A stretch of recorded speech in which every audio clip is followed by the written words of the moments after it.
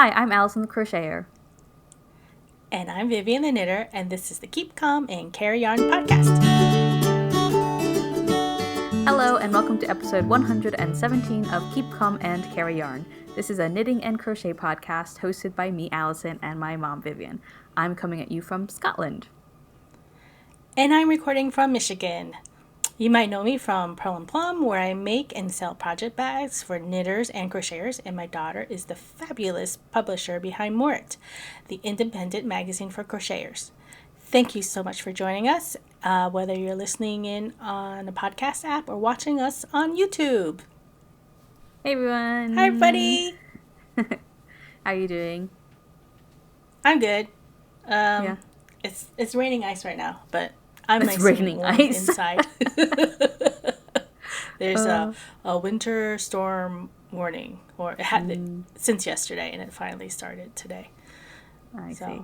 No going out today. Meanwhile, I took pictures of blooming crocuses this morning, so I was just thinking, ooh, spring is coming. Although it's still in the 40s at the moment, I think. We did have a couple of warm days, so my daffodils has pushed through the ground. They're like that high right now, which I think it's a little early for them. So hopefully the ice won't kill them.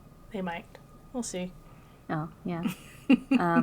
Well, my news of the day, which viewers might be able to see, I've got some empty shelves behind me, and I posted it on Instagram. Why do you have empty shelves? I have empty shelves because I'm moving house, because I bought a flat in Edinburgh. Yay! Congratulations! So after being in this place first-time homeowner, we've been in this place for I've been in this place for almost exactly 6 years. I moved in here on the 16th of February, and we'll be moving out at the end of February. So, 6 years in this rented, furnished apartment. Most of our stuff is out of here by now, which means I've got quite a few boxes just labeled craft stuff, or living room / craft stuff, because all my craft stuff lived in the living room. And in my new place, we have a third bedroom, which will serve as my office / craft room, which is really funny because I used to joke to Sam, he used to say he wanted to, have a snooker table, a room for a snooker table, which I didn't realize how snooker tables are huge. They're bigger than pool tables. They're absolutely massive. Really? And I was like, okay, only if I get a craft room. And he was just like, and now I have a craft room. So, I win.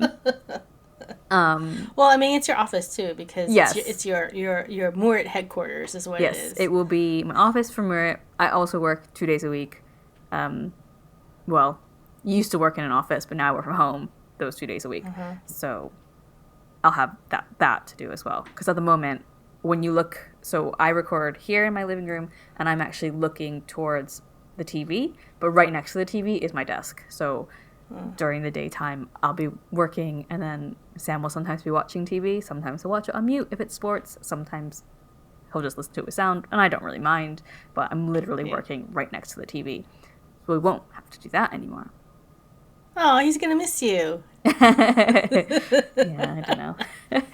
We were talking about, because the kitchen backs onto the same wall with the office. He was like, he'll knock if to ask if I want tea. So you'll be recording from that room as well?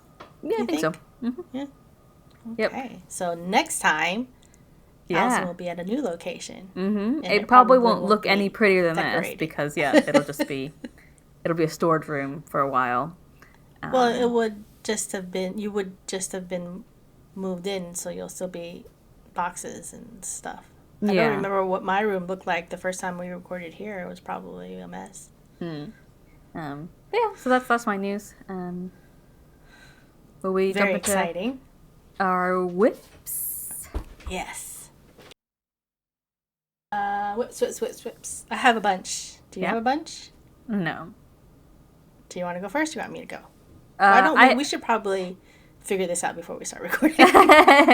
No, but it's just so natural and off the cuff and chatty and casual, and we're best friends. I'll go first. Okay. Well, I start with archive cow project, which I realized it actually is on the other side of the room, so let me go get it real quick.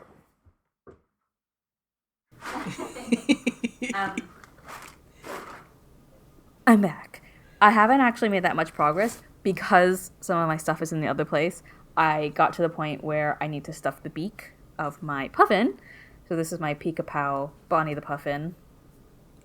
It's so cute. It's just a head. It doesn't even look like it's a head. It looks like, I don't know what it looks like. It looks like a basket, upside down. Yeah, yeah. It's like a basket with a white or a really big thimble half on it. Sam says it looks like the Mandalorian helmet, and I don't think he knows what the Mandalorian helmet looks like. It looks more like the space helmets of the Among Us, that game. Anyway, so that's just the top of the head. But because I've finished the face, which is white, it wants you to sew on the beak before you keep going. And I probably could keep going and then sew the beak on later, but look how cute that is. So, it's gonna be so cute. Yeah. She'll get her little beak, and she also has, did I show that last time? These tiny little cheeks. Oh, no, you didn't. You didn't have that last time. So the cheeks are... Oh, that's so cute. The cheeks are separate, and it's literally just a single round of single crochet stitches to make a little circle, and then you just have to sew them down to be the little cheeks. And it's meant to have safety eyes for eyes, and I do have safety eyes. I don't know if they're the right size. But then somebody freaked me out on Reddit to be like, how safety eyes are actually not that safe because blah, blah, blah. I'm like, maybe I'll just sew eyes on, embroider eyes on. So you're not keeping that? You're giving that to a baby? Yeah. Huh. Yeah, do we know what baby? It's going to go to a small child, okay? As of yet, non-existent small child. You know who I'm talking about. Okay. My mother knows who I'm talking about. So... yeah, I haven't gotten super far on that, but I should be able to make progress from next week because we'll be in the apartment and I can find my stuffing and stuff. So exciting. I think I'll just stuff it with, I've got a whole sack of snips. Polyfill? No, not ends of yarn. I have lots of polyfill. I can bring some next month. I have, not polyfill, but I have wool stuffing. Oh. Is that wool or is it cotton? It's cotton. Huh. Does it matter what I stuff it with? Probably not. But I have plenty, and it squishes down. So if you want me to bring some... Yeah. No, I don't. I mean, I'll either use the wool or maybe a mix of the wool and my ends. Because I've cut the ends in order to use it as stuffing, just to recycle it, you know? Okay. Anyway, so that's my archive cow project. Do you want to talk about your archive cow project? My archive cow... I actually have two now. Two whips? 2 archive cow whips, yes. Mm-hmm. So this still feels damp. So I got pretty far on the hand-in-hand sweater vest for your dad. Wow. Yeah. And this is the back. And when I started the sleeve decreases, I'm like I'm already done with the shaping part, and right now it's just going up straight vertically with no shaping. And I wasn't sure. I wanted to make sure everything was correct, so I actually wet blocked it. And so it sat on the blocking board because it's bulky, or not bulky. Is it bulky? Yes, it's bulky weight. Mm-hmm. And I just soaked it in water for like a half an hour, pulled it out, towel dried it.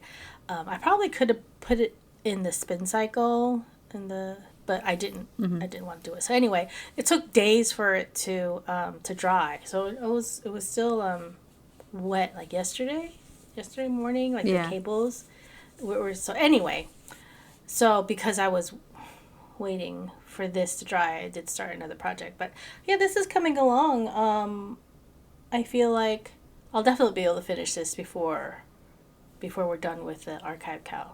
Hopefully, I don't know. Yeah. I mean, I have these my progress keeping stitch markers over here. Uh-huh. So you can see that some days I only did like 2 rows, And then this day is that what I that did a is? lot from here to here. Oh my gosh. I did a lot. That's like because that's a that massive was the amount. day we didn't have power, so we didn't have power for like 2 hours. So I was like, oh, what am I gonna do? So I just sat and I knit it, and then power came on, and I just kept going. And then and this upper part was I was decreasing, so it was going faster and faster. So yeah, it's coming along. I'm enjoying it. But because this was wet and I didn't feel like working on my Folklore Cardigan, which is also lots of cables, I decided to start a new project. And the new one, I'm not very far along. It's the Traquair hat that I wanted to start for our last archive towel, but I didn't have the headspace to do it because I just didn't. Who's it by? It's by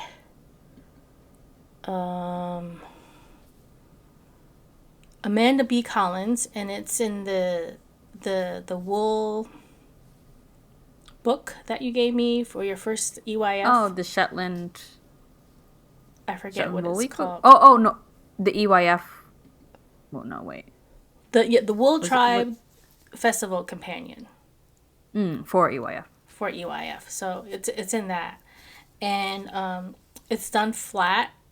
So you've got twisted ribs, which I don't like doing especially flat, because when you're on the back side, you have to purl to the back, which is so that means you're like bringing the yarn to the back, and then it's like a weird angle. So that took forever. That took like all day to do the excuse me, the ribbing, and then you start it's called a herringbone stitch. Oh yeah. So yeah, it looks kind of like it's woven, and it's a lot stretchier than I thought it was going to be, the herringbone. Because once I stopped the rib, I was like, oh, I don't know if this is going to be big enough. But well, yeah, it's going to be big enough because it's really stretchy. So definitely, I can't work on this in front of the TV because you can see I've made like a lot of mistakes while I'm watching TV, and it's hard to pick up the stitches because each stitch you're doing an SSK, and then you're only dropping the first old stitch, and you leave the second old stitch on the needle, and then you do an SSK with that old stitch plus a new stitch. You okay? Yeah, it's kind of hard to like wrap your head around it until you start doing it. And then when you go on the back side, you have to do the same thing, except you're purling 2 stitches together, but you're only dropping off the first old stitch. You leave the second old stitch on the needle, and then you purl that and another new stitch together. So it's a lot harder to keep track of when you're watching TV, but it's like perfectly fine for like knitting during knit group, because you don't necessarily have to look at the people you're talking to. You can just, what I'm saying. It's just a little bit easier, and so there's a few flips. But when I started this project, I was like, oh, I've done herringbone stitch before. It can't be that hard.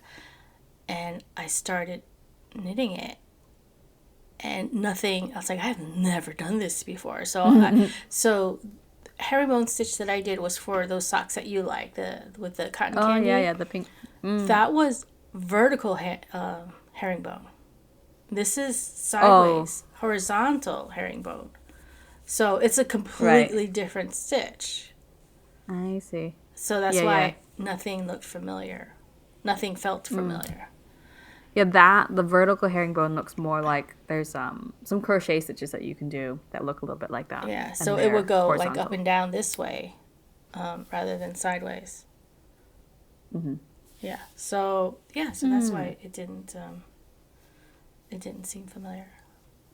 So it's kind of a slow project. It's not like, oh, just whip up a hat. This is not a fast project. Is there more No, it's just more to the designs, or just all the way, and then you do the crown decreases, and then you use the the ribbing yarn, which is different, a contrast color. You use that and you do a 3 needle bind off. So there's like this seam. And that was one of the reasons why I didn't want to do it last year, because I just didn't feel like, oh, it's going to have a seam. I don't want to have to do this if it has a seam. And none of the colors, it just like, I didn't feel like any of my yarn that I had would look good with a, like that contrast. And so this isn't as, I mean, it's basically the same color, just one's darker than the other. Right? On the screen that I can see, it looks more like a baby blue, a sky blue, and then like a mid teal. Well, I guess it is a teal, the body of the hat, and the excuse me, the brim it's more of an aquamarine. So this is what I've been very working much on. Your colors. They are. And what do I do when I don't know what to do? I knit a hat. So this is not going to be a quick hat, and plus this is fingering weight. It's just leftover sock stuff that I had lying around. Those are my archive cow projects. Do you have any other non-archive cow projects? I do. Yet again, it is my cardigan, my North Shore cardigan that I am knitting. I have finished the rib, the bottom. Oh, nice. I put it on. I'm like, oh no, did I make it too short? I was like, nope, this is it. This is. And then I figured it'll like grow a little bit after you block it too. Yeah, I meant to look in my notes to see like what my difference was blocking. I think when I blocked it, I didn't get that. The tension was almost exactly the same. But I think when you have a full garment, and the weight weigh itself down a bit more. Yeah. So the bind off, it said to do an Italian cast off. And don't know what that is. I don't either. I looked on the designer included a link to, I think, Shibui Knits, a step-by-step, but it wasn't a video. And I definitely need like a video. It had photos and text description. I couldn't really understand it. And so I found a video, and I think the kind of video, and I was following that, and it looks a bit messy. Like it just seems really bobbly. Is it some kind of? Go ahead. I'm sorry. And so in the end, I remembered that I had bookmarked on Instagram Lily Kate Makes. She had just posted a reel about how she finishes her like ribbing. And I think it's a tubular cast off. Maybe? Oh, because I was gonna say it looks like a tubular cast off. Yeah. So I followed her video that she posted a reel, but she has a full video on YouTube, and I followed hers. And I don't know if I was following the first video differently or wrongly, or if she does it very slightly differently, because it was almost the same, but it came out tidier. I think I was doing so you know how you knit, when you come to knit one of the stitches, it's the second loop on your needle. So you so it was like you. Oh gosh, you're not very good at explaining. So wait, with the tubular, do you like knit and then do you slip the pearls and then knit and then slip the pearls all the way to the end, and you on the other side you purl the pearls and slip the knits? Is that what you were doing? On the other side? No. When you get to one row, and then when you come back, and you're knitting the back side. One row. Maybe it was something else. I don't know what I was doing. I was like the first couple stitches you had to do differently, but once you got into like the swing of it, I was like purling off, slipping. I was doing it with a needle. And I was purling off, knitting the second stitch, without taking one off, and then knitting off, purling the second stitch without taking it off. Does that make any sense? Oh, okay. Does that make sense? So, were you Kitchenering it? Maybe that sounds like something that was mentioned in the text description. Yeah. Of the first so tutorial. you did a round of knits where you knit all the knits and you slipped all the pearls, and then you did it the next row. You purled all the pearls. What do you mean next row? I I only did one. Oh. It was just one row of cast. But I kind of like. But you had to do it with I did it with a needle, and I basically had to. My needle interacted with each loop twice. Okay, so you kind of did. You did a Kitchener, sort of like a Kitchener. You Kitchenered the pearls and the knits together. Okay, but yeah, because I was like I would knit into the second stitch, but not take anything off my needles, and then I would go back to the first stitch and purl it off, and then I would purl the second stitch, but not take anything off, and then knit the first stitch off. Yeah. So yeah, it's like you were doing a Kitchener, but as a wind off. I have no idea, but it worked out. It's stretchy. It looks fine. It's tidy. But with those, every time I was like knitting that second stitch, like in my mind, I was knitting it right, like as I would normally would, but different because I was using a needle and it was the second loop and blah blah. But when I was watching her video, the way she grabbed the yarn, like it almost like there was an extra, I don't know, it was just slightly different. And so once I started doing that, it was tidier. I realized this maybe doesn't make a lot of sense, but if anybody's interested and is not a advanced knitter like so me, yeah, basically you were doing a Kitchener between the knits and the pearls. But what I was talking about is you would do what you did, except after a couple rows of when you're knitting the knit, you knit all the knits, slip the pearls. You do one row of that, and then when you come back around, you purl the pearls, slip the knits, and then you can do that for one round trip or 2 round trips, and then you Kitchener the knits and the pearls, because the pearls are now knits in the back, so you can like separate them onto 2 needles, and then and Kitchener, because you've done Kitchener and other things before. Have I? Yeah, you Kitchenered the scarf, the shawl collar for your 373 cardigan. Yeah. Okay. Okay, well, I don't know what I did, but I followed Lily Kate Makes. Yeah, it'll look better after you block it too. Yeah, and I think even the way it looks now, you were saying that it looked bobbly.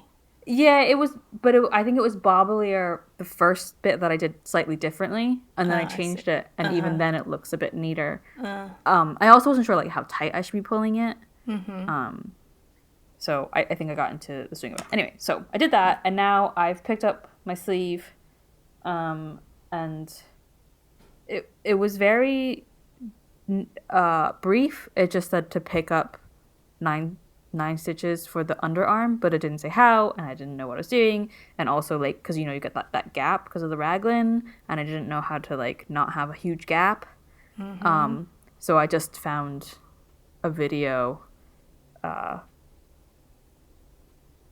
something so to pick up and decrease and some. Yeah. So I think, but I think I fudged it, and I think I ended up with the right number of stitches. So that surprised me. Good. So yeah, now I'm working on a sleeve. Okay, good job. And that is all. Okay. Well, so getting back to my folklore cardigan, I have. Oh, it's stuck. What is stuck on? Okay. I have started I think, did I start the decreases for the V neck? Yes. I think I might have just done 2. So I've done Yeah. more. So it's a little taller. Uh-huh. And right now I'm about to separate for the sleeves. Separate the front 2 parts In the back. back. And then when I do that, I'm also going to be dropping the center armpit stitch all the way down, and then hooking it back up in the front to do that false seam. Uh-huh. So wait, what are you doing to make it a false seam? Like how you... So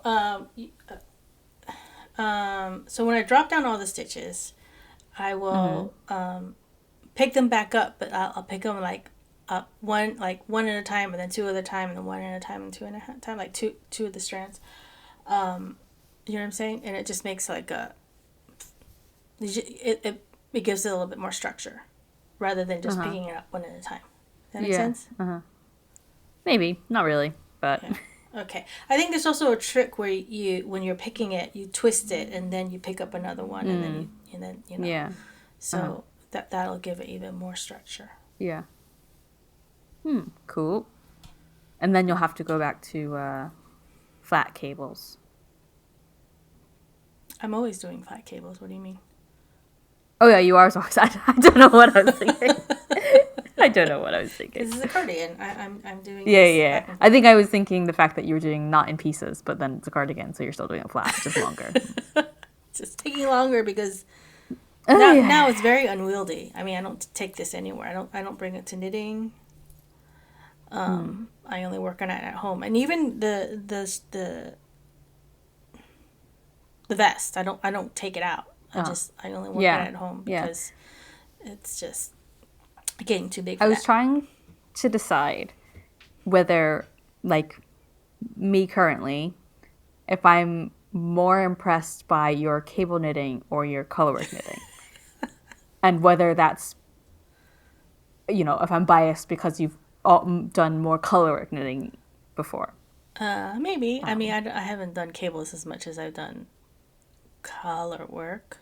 Yeah, like you were the colorwork queen for a few years there, and now you've done all these cables. I'm like, oh my! It just seems so impressive to me. Like obviously I know you can knit cables, but it's just like wow, and especially when it's more than just a hat and it's like a whole sweater or cardigan, and I'm very impressed, and Thank you, I'm sweetie. wondering if maybe if you were the cable queen and then you switched to colorwork knitting, if I would feel the same way. I'm like, oh my god, I didn't know you could do that, Farrah. Probably not. But yeah. Though I am itching to start a big colorwork project, and I added a couple more things to my queue. Like, I got to finish these things first. So I have actually, speaking of colorwork, my next whip is my mittens garland calendar thingy. So I just finished number 4, and they look like mistletoe, I think. Is it mistletoe? Oh, okay. If it's like this, right? Mistletoe like this. But before it goes, so this is a colorworked mini mitten. I think this one might be bigger than the other ones. I'm not sure. I was gonna say it does look a bit bigger than the other. Where are the other ones? The other ones are up there on the shelf. I don't know. The yarn is the first one was definitely smaller because I didn't the background color, I didn't use Jamieson's Spindrift. Mm-hmm. And this is kind of a combination of Spindrift and also Jamieson's and Smith, because there is a little bit of thick and thinness to the yarn. So I'll just keep on cracking at these until they're done. Hopefully I'll be done by the end of the year.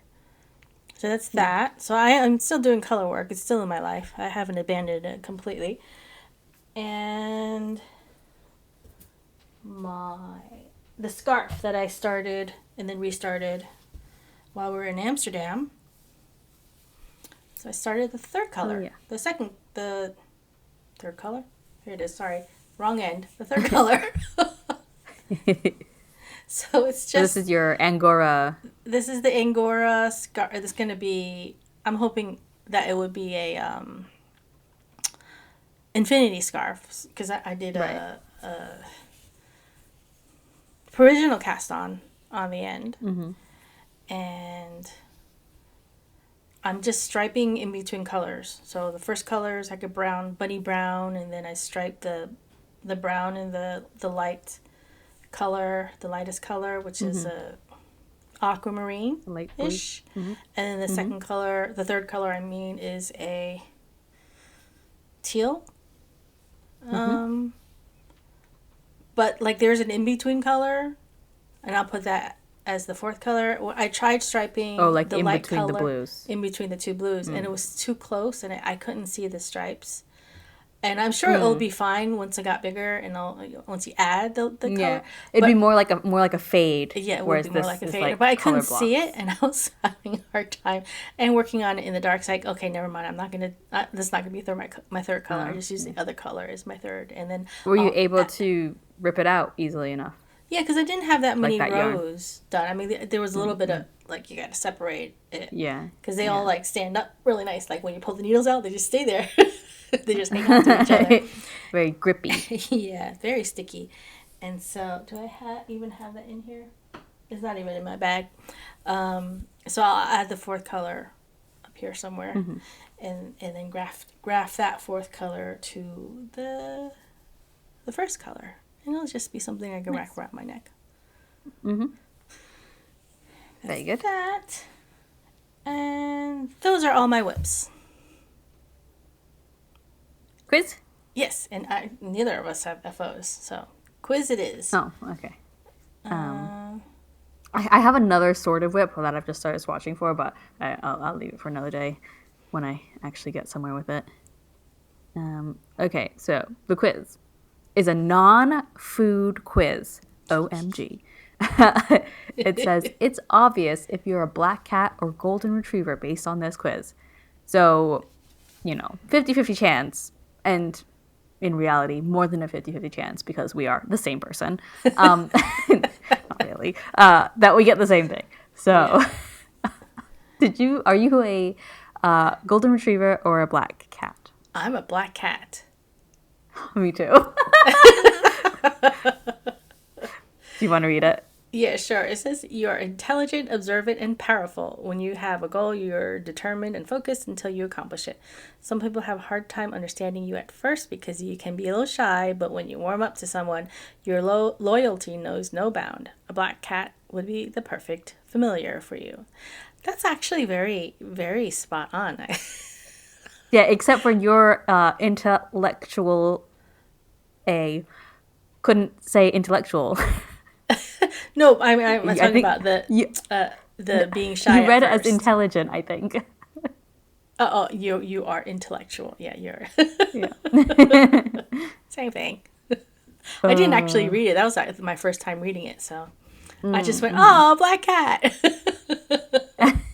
It's a cute little cat lying on its side. Yes. And you have two I do majority have black cats. two black and white cats. So, hey, that works out for me. Yeah. Did you want to go through any of the answers? Yeah, I'm trying to see if okay. Just because there's only two things, I want to read what the golden retriever one is. It says, you are kind, brave, adventurous, and loving. You jump into new situations with a smile on your face, but sometimes you don't always consider the risks. However, your friends can always appreciate your curiosity and warm attitude. A golden retriever would be a positively perfect familiar for you. Okay, so they're both nice. Yeah. I mean, you can't imagine the dog one being not I know. nice. Especially a golden retriever. They're so cute. But, yeah. I don't know that I actually have black cat vibes. And I picked the classic potion jar with a cork in it. With the green liquid in it, I did too. Yeah. Okay, what about your magical tool? Cauldron, magic mirror, pointy hat, magic I dagger. picked the cauldron because you can't make a potion with the other stuff. You need a cauldron. True, I picked a magic dagger because I don't know. You use it as a It looks like a cool dagger. And then where would you forage for herbs? I picked a forest for my herbs. Okay, herbs is one of those words that even before I moved to the UK, I never knew if I personally preferred or said or which was normal, herbs or herbs. It was Well, I always a mean, confusing word for me. in the U.S., herb is a man's name, and herb is the plant. Okay. I don't know. That's how I mean. I thought maybe you would pick in your garden. I also picked forest. I don't have nothing in my Because- garden right now, so that's a I might nice looking just garden. I'll skip a few. What magic power do you want to have? Flight, shape-shifting, divination, or understanding animals? Understanding animals. Yeah, okay, me too. Me too. uh, My favorite color yeah. is blue. Well, I picked green. You picked what? Green. Green. Green is been just feeling green Blue lately. and yellow together, so it's still. It's type of blue.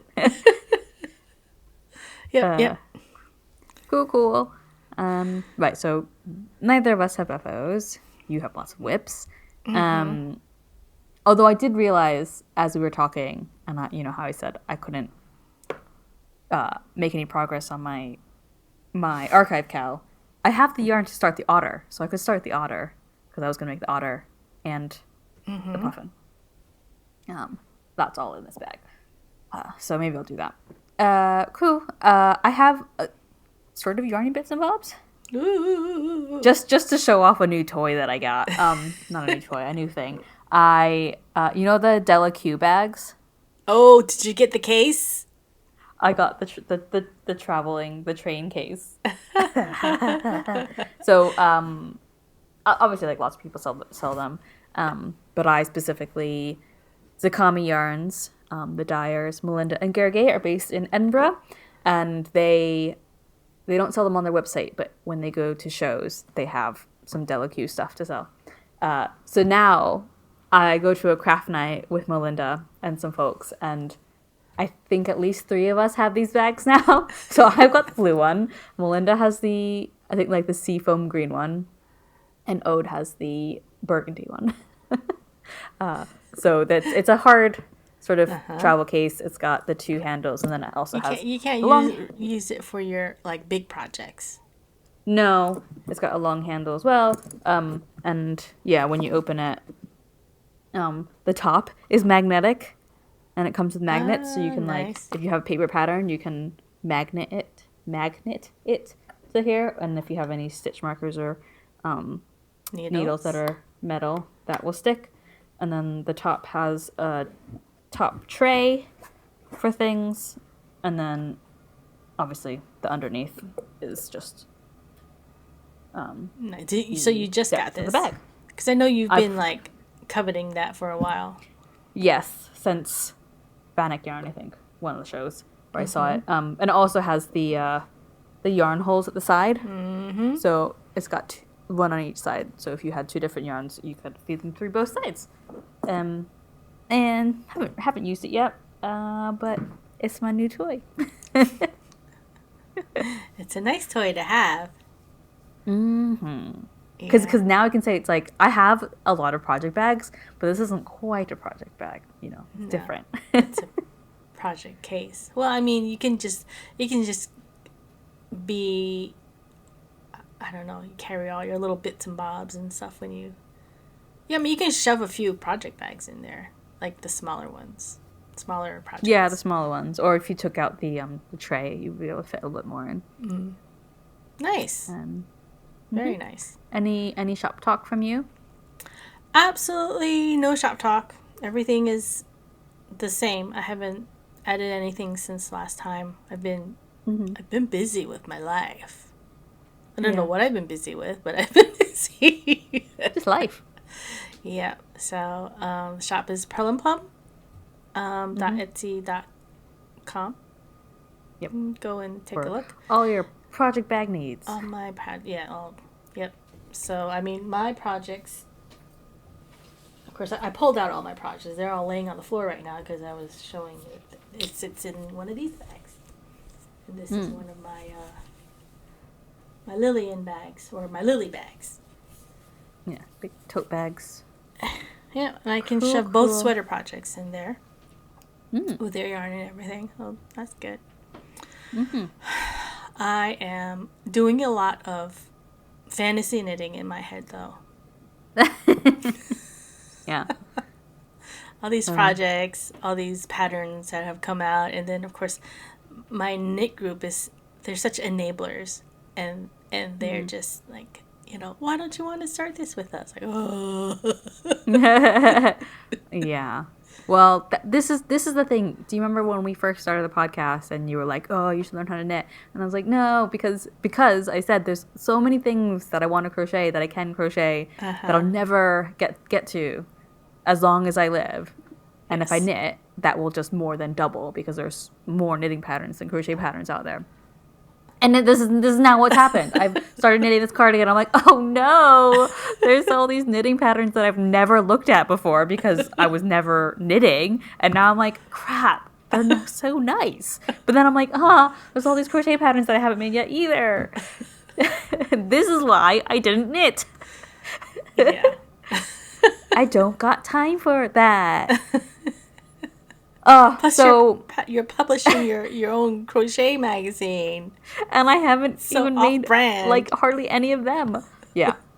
So if anybody else is also feeling like that, make sure to join in on the archive, Cal, so you can revisit your old projects that you or designs and projects that you favorited and patterns that you haven't gotten around to.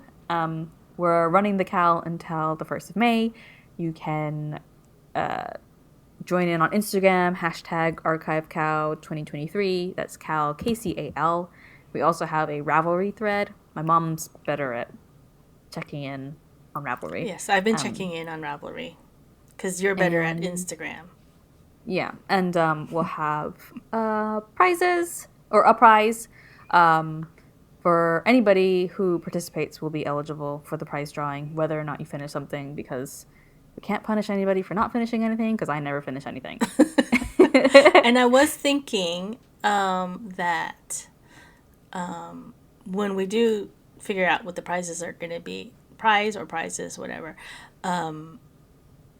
if they're US based, obviously I will send it out from here. But if they're UK based, they just have to wait a month until June, and I'll just send it out because you're going to be in here June, because I was going to be in the UK or Europe based, UK Europe.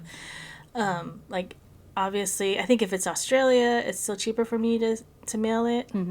Yeah, maybe, I don't know. But whatever, because we have a global audience. So if you're non-US North America based, then you just have to wait a month, because shipping is getting really expensive. Yeah. Cool. Well, will we say goodbye? Sure. Okay. So you can find the show notes for this episode and every episode on our website, which is kcacypodcast.wordpress.com.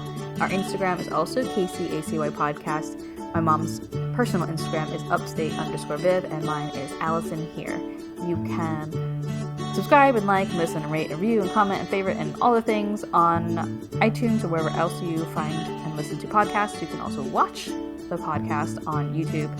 And if you want to join the Ravelry group, just search Keep Calm and Carry Yarn podcast in the groups tab. So thank you for listening.